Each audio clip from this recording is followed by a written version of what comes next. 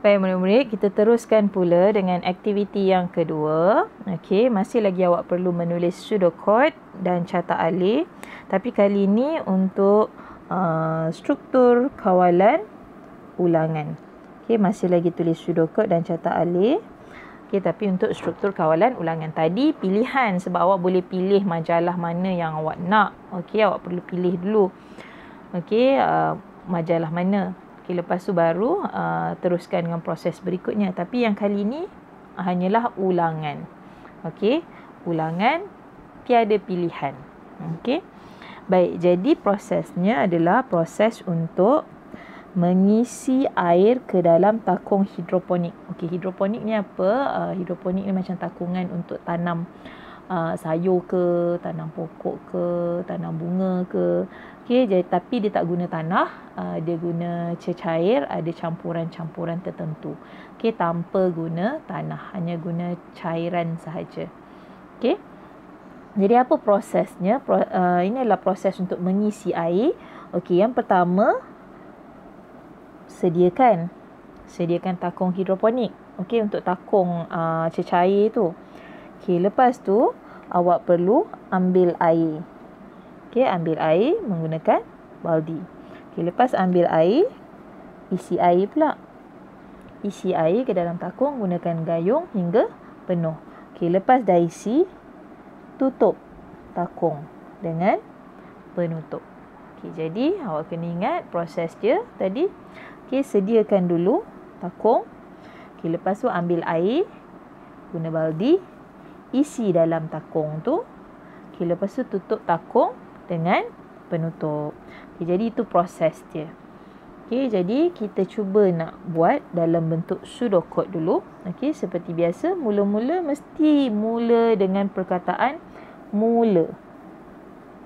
Okay, perkataan mula. Okay, lepas tu barulah awak mulakan dengan proses je. Okay, tengok balik kalau dah lupa. Okay, sediakan takung. Jadi proses yang pertama perlu sediakan takung. Okay, jadi yang pertama sediakan takung hidroponik. Okey, salah ejaan ni. Sepatutnya takung. Okey, cikgu betulkanlah.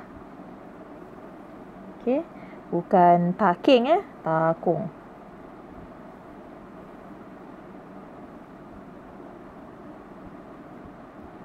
Cikgu type kat atas lah.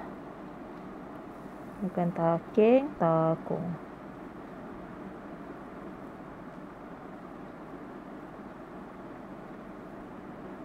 Kesalahan ejaan ni.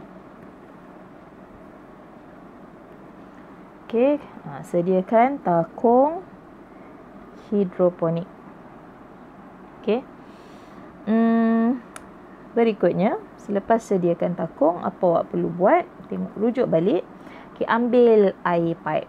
Okey, ambil air pipe.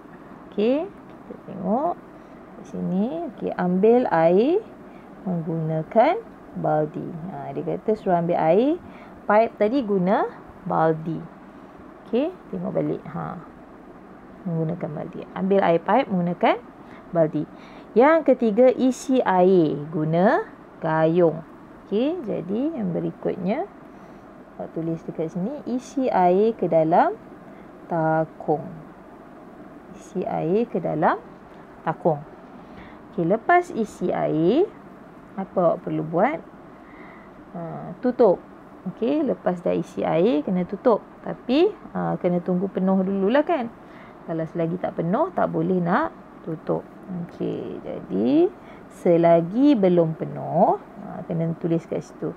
Selagi belum penuh, okey, isi air lagi. Selagi belum penuh, isi air lagi. Okey, lepas tu tamat selagi. Bila tamat selagi, bila dah penuh, okey, barulah tutup takung dengan penutup. Okey, bila air dah penuh, tamat selagi tu maksudnya bila air dah penuh lah. Okey, tamat proses dekat selagi tu. Okey, tamat proses di sini. Okey, bila penuh, tutup. Okey, tutup dengan penutup. Okey, lepas tu barulah proses itu tamat. Okey. Jadi mula sediakan takung hidroponik, ambil air gunakan baldi, isi air ke dalam takung. Selagi belum penuh, isi lagi. Selagi belum penuh, isi lagi. Selagi belum penuh, isi lagi. Bila tamat proses di selagi ini, barulah tutup takung dengan penutup. Dan proses itu pun tamat. Okey. Baik, jadi ini dalam bentuk pseudocode. Kita tengok pula dalam bentuk carta ahli. Jadi kalau awak perasan dekat sini,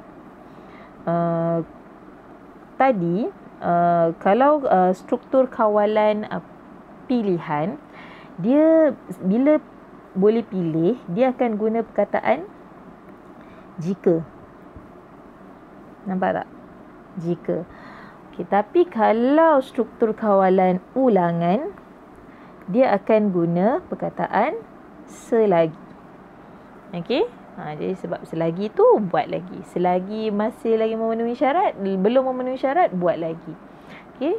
Jadi lebih kuranglah begitu maksudnya. Okay, kita tengok pula kalau dalam bentuk carta alih bagaimana. Okey, seperti biasa, mula dengan perkataan mula dalam kotak yang begini mengikut simbol yang tadi kita dah tengok. Okey, lepas tu sediakan takung hidroponik. Okey. Ambil air, lepas dah sediakan takung, ambil air. Okey, masukkan air ke dalam takung. Okey, masukkan air ke dalam takung. Ambil air. Okey, kenapa dia letak dalam bentuk segi masukkan air ke dalam takung tu? Kenapa dia letak dalam bentuk sebegitu?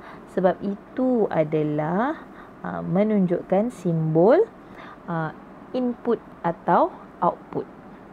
Okey, memaparkan apa hasilnya. Okey, apa hasilnya? Tadi prosesnya ambil air. Okey, jadi apa hasilnya? Inilah dia. Sebab itulah dia letak dalam bentuk segi empat tepat yang sengit tu. Okey, air, ambil air, lepas tu masukkan air tu ke dalam takung. Okey, air tu perlu dimasukkan ke dalam takung. Okay, lepas tu, ini syarat dia. Okey, syarat. Belum cukup lagi. Okey, belum cukup lagi. Ya, kalau belum cukup lagi, ulang balik proses di atas. Masukkan air ke dalam takung lagi. Okey, kalau jawapannya tidak, okey, belum cukup lagi, tidak, terus tutup takung. Okey. Jadi ambil air. Sebab apa? Ambil air tadi, kalau awak perasan, ambil air, kalau kita tengok dekat proses dia, okey, guna baldi. Okey, air, ambil air yang mula-mula tadi guna baldi. Okey, ni. Okey, lepas tu guna gayung sampai penuh. Okey, isi air guna gayung sampai penuh.